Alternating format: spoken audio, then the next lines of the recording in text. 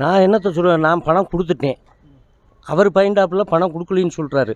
நான் மொத்தமாக வந்து அப்பப்போ கேஷ் ஐட்டமாக வந்து வாங்கிட்டு போயிருக்காரு. இது போக அவர் ரொம்ப நாள் பொய் சொல்லிக்கிட்டு இருந்தார். நான் அதுக்காகத்தே அவருக்கு அக்கௌண்ட்டில் போட்டு விட்டு ஸ்க்ரீன்ஷாட் எடுத்து வச்சுருக்கேன். போன மாதம் கூட 40,000 ரூபா போட்டு விட்டுருக்கேன்.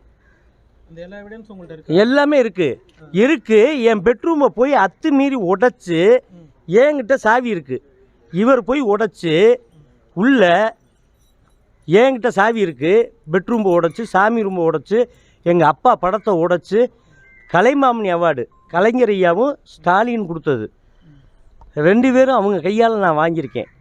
அந்த அவார்டை காணா, உள்ள ரேஷன் கார்டை காணா, ஆதார கார்டை காணா, அதே மாதிரி பேங்க் செக் புக்கை காணா, என்னென்னத்தையோ காணாமாக்கி அந்த வீட்டுக்குள்ளே நீங்கள் பார்த்துருந்தீங்கன்னா உங்களுக்கு அந்த அது தெரியும். உடச்சி போட்டு அவளை நாஸ்தம் பண்ணி வச்சுருக்காங்க. ஒருத்த வீட்டில் வாடகைக்கு இருந்தால் ஓனர் வந்து தட்டு தீரி திருட்டுத்தனம் பண்ணுவாங்களா? இல்லை, நான் அந்த தெரியாமல் கேட்குறேன். திருட்டுத்தனம் வேலை பார்க்கலாமா? என்னமோ நான் பார் வச்சு நடத்துனது மாதிரி உள்வாடகைக்கு விட்டோம்னு அந்த ஆள் சொல்லியிருக்காரு. உள்வாடகைக்கு என் வீட்டை நான் எப்படி விடுவேன்? என் பொருள் இப்போ காணாமல் போச்சுல்ல, எனக்கு தானே இப்போ குத்துது, நான் தானே கத்துறேன், எனக்கு துடிக்குது இல்லை. 1000 இருந்தாலும் தவப்பை விட்ட பொருளாக இருந்தாலும் கேட்காம எடுக்கக்கூடாதுங்க. நம்ம சொல்லாமல் இல்லாமல் போகிறது தப்பு இல்லையா? நீங்கள் வீட்டை பூட்டி சாவி அவர்கிட்ட கொடுத்துட்டீங்களா? வீட்டை பூட்டி எப்படிங்க? முட்டாப்பைய கூட செய்ய மாட்டாங்க. சாவியை என் கையில் எப்படி காணா போச்சு? அதே உடச்சி எடுத்துருக்காருல, வெள்ளை அடிக்கிறவங்க வேலை பார்த்துருக்காங்க, எடுத்துருக்காங்க. இப்போ இன்னும் ஒரு அகர் பீஸ் வந்து உள்ளே வந்திருக்கு. இது ஃபுல்லாமே பண்ணிக்கிட்டு இருக்காங்க. நான் என்ன பண்ணுறது? ரோட்லையா போய் படுக்கிறது? காணா போச்சுன்னு உங்களுக்கு எப்போ சார் தெரியும்? இப்போத்தான் தெரியும். இப்போ உள்ளே போய் உடச்சி போக வந்தே, திறந்து விட வந்தே, காவல்துறையை வச்சு நான் உள்ளே போய் பார்க்க வந்தேன். அவர்கிட்ட எவ்வளோ பறந்துருனே. போலீஸில் எனக்கு நல்லா சப்போர்ட் பண்ணுறாங்க, இல்லைன்னு சொல்லலை. காவல்துறை வந்து கண்கலங்காமல் என்னை பார்த்துக்கிட்டு இருக்கு. நான் அவங்களுக்கு ரொம்ப உதவியாக இருக்கேன். அது மட்டும் இல்லை, எனக்கு நல்லா சப்போர்ட் பண்ணுறாங்க. நான் போய் இன்ஸ்பெக்டரை பார்த்துட்டு எல்லா விஷயமும் பேசிட்டு வரேன். அவர் 10 ஆடியோ இல்லைங்க எங்க. இப்போ என்னைய வந்து அவர் பேசியிருக்காரு. நான் வந்து சின்ன பொண்ணு வச்சுருக்கேன், இதில் ரெக்கார்டு பண்ண முடியாது. அவர் வந்து என்னைய மாதிரியே மிமிக்ரி வாய்ஸை போட்டு ரெக்கார்டு பண்ணி அவர் வந்து நான் என்னை இப்போ காசு கொடுத்தா எத்தனை மிமிக்ரி ஆர்டிஸ்ட் இருக்கேன் அது மாதிரி பேச விட்டு அவர் வேடிக்கை காட்டுறாரு. சரி, அப்போ அவர்கிட்ட ரெக்கார்டு இருக்குல்ல, என்கிட்ட ரெக்கார்டு இருக்கணும்ல. என்கிட்ட ரெக்கார்ட் பண்ண தெரியாது. சாணக்கியன்னா அவர் என்னென்ன பண்ணணுமோ பண்ணிக்கிட்டு இருக்காரு. இதுக்கு மேலே பேச முடியல, எனக்கு படப்படன்னு வருது. அவர் வந்து வீடை காலி பண்ணிட்டு சார் 100 பண்ணிட்டு போயிட்டாரு. அவர் திங்ஸ் எல்லாம் ரூமில் போட்டு பூட்டிட்டு கிளம்பிட்டாரு. இப்போ வந்து சினிமாவில் நடிக்கிற மாதிரி சீன் கிரியேட் பண்ணிகிட்டு இருக்கிறாரு. அதை காணும் இதை காணும் அப்படின்னு. சரிங்களா? இன்னைக்கு காலையில் 20 பேர் குண்டாஸ் வந்துட்டு கொலை மெட்டெல்லாம் விடுத்தாங்க. ஏற்கனவே கொலை மெட்டல் எடுத்து என்கிட்ட ரெக்கார்டு இருக்குது. இன்னைக்கு காலையிலையும் வந்து தான் பண்ணாங்க. சரிங்களா? அப்புறம் இதே தான் சொல்லிகிட்டு இருக்காங்க திருப்பி அதை காணும் இதை காணும்னு.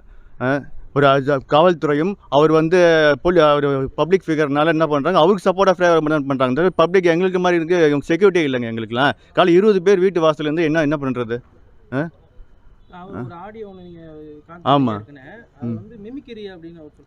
சார், அவர் தானே சொல்லலாம் சார். கால் ரெக்கார்டு எங்கிட்ட ஹிஸ்ட்ரி இருக்குது, கால் ரெக்கார்டிங் ஆடியோ இருக்குது, ஐ கேன் ப்ரூவ் இட். ஓகேங்களா? அவர் என்ன வேணால் சொல்லலாம், அது பண்ணலாம் இது பண்ணலாமான்னு. கொலை மெட்டல் எடுத்தது இருக்குது, ஐ கேன் ப்ரூவ் இட். ஓகேங்களா?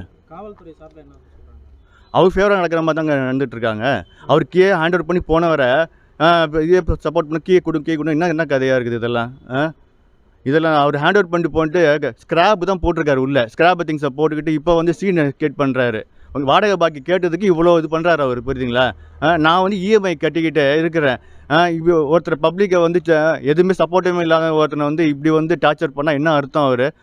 அவர் எப்போ கேட்டாலும் எனக்கு வந்து அவரை தெரியும் அரசியல்வாதி சப்போர்ட் இருக்குது, நான் ஏன் அதிமுகவின் கொள்கை பேச்சாளர் ஸ்டார் ஸ்பீக்கர் அப்படின்னு சொன்னால் அஸ் அ பப்ளிக்கு என்ன பண்ணுவாங்க? என்ன சொல்லுங்க?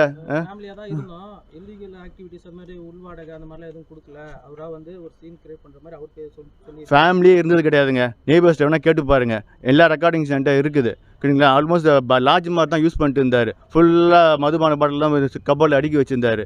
சரிங்களா? ஆமாம், ரெக்கார்டு இருக்குது. அதெல்லாம் எங்கள் வீட்டில் இந்த கிச்சனு பாத்ரூமாக யூஸ் பண்ணி பார்த்தீங்கன்னா அதெல்லாம் வந்து ஒரு ஃபேமிலி தங்கி யூஸ் பண்ணிட்டு இருக்கு வீடு மாதிரியே இருக்காது. பல மாதமாக யூஸ் பண்ணாத வீடு மாதிரி தான் இருக்குது. அது கிட்டத்தட்ட பார்த்தீங்கன்னா ஒரு பாரில் ஒரு டாய்லெட் எப்படி இருக்கும் பார்த்தீங்களா, அந்த டாய்லெட் மாதிரி தான் இருக்கும். நீங்கள் சாவி வந்து இப்போ அவர் கையில் வச்சிருக்கிறாரு, நீங்கள் வந்து சாவி இல்லாமல் உடைச்சி உள்ளே போனதா வந்து அதாங்க அவர் சீன் கிரியேட் பண்ணுறாருங்க அவரு. நான் வாடகை பாய்க்கு கேட்டேனா அதுக்காக என்னை வந்து லாக் பண்ணுறதுக்கு அவர் இவ்வளோ பிரச்சனை பண்ணிக்கிட்டு இருக்காரு. புரியுதுங்களா? வச்சிருக்க சாவி ஒரிஜினலாக அது கிடையாதுங்க, என்கிட்ட இருக்கிறதாங்க ஒரிஜினல். அவருக்கு ஹேண்ட் ஓவர் பண்ணிட்டுங்க, அவர் ஹேண்ட் ஓவர் பண்ணிட்டு போயிட்டாரு. சொல்லிக்காம போயிட்டார் அவர். ஒரு அன்னோன் பர்சன் வந்து என்கிட்ட சாவியை கொடுத்துட்டு கிளம்பிட்டாரு. நான் சரி வீடு எனக்கு வந்தால் போதும் அப்படின்ற மாதிரி அந்த ஸ்டேஜுக்கு நான் போயிட்டேன். எனக்கு யாராவது சப்போர்ட் பண்ணுங்க தயவுசெய்து எனக்கு. உங்களுக்கு பணம் அனுப்புனதா வந்து லாஸ்ட் டைம் நான் ஒரு 40,000 உங்களுக்கு வந்து பே பண்ணதா அது ப்ரூஃப் அவுட் வந்து இந்த ஸ்க்ரீன்ஷாட் இருக்குன்ற மாதிரி சொல்றாரு. அதாங்க வாடகை பாக்கி நான் சொல்கிறேன். 3 லட்ச ரூபா வாடகை இருக்கும்போது அவங்க சொந்தக்காரர் வந்து ஸ்கிராப் 13,000 எடுத்துக்கோங்க, மிச்சம் 40,000 நான் வந்து ஜிபே பண்ணுறோம், 50,000 ஆகிப்போச்சு, மிச்சத்துக்கு நாங்கள் வந்து ஜனவரிக்குள்ளே நாங்கள் வந்து செட்டில் பண்ணுறோம் அப்படின்னு சொன்னார். அதை கேட்க போய் தான் கொலை மிரட்டலும் இவ்வளோ சீன் நடந்துகிட்டு இருக்குது இன்றைக்கி. நான் வந்து வீடை பொசிஷன் வந்து காவி ஹேண்ட் ஓவர் பண்ணுறதுனால பொசிஷன் எடுக்கிறதுக்கு பெயிண்டிங் ஒர்க் நடந்துகிட்டு இருக்கிறேன். நான் அவர் திங்ஸ் எல்லாம் அப்படியே உள்ள போட்டு வச்சேன், நான் அதுக்கு அப்படியே வச்சிருக்கிறேன். நான் அதுக்காக அவர் சொல்கிற அவார்ட்ஸ் எல்லாம் நான் உள்ளே தான் செக் பண்ணி பார்க்கணும். ஏன்னா நான் எதுவும் அவர் கூட்டிகிட்டு போயிட்டாரு, அவர் சாவி ஹேண்ட் ஓவர் பண்ணிட்டு போயிட்டாரு. நான் எதுக்கு அந்த திங்ஸ் எல்லாம் எடுக்க போகிறேன்? நான் வச்சு என்ன பண்ண போகிறேன்? கலைமான வச்சு நான் என்ன பண்ண போகிறேன்? என் வீட்டில் மாட்டி வைக்க போகிறேன். அதை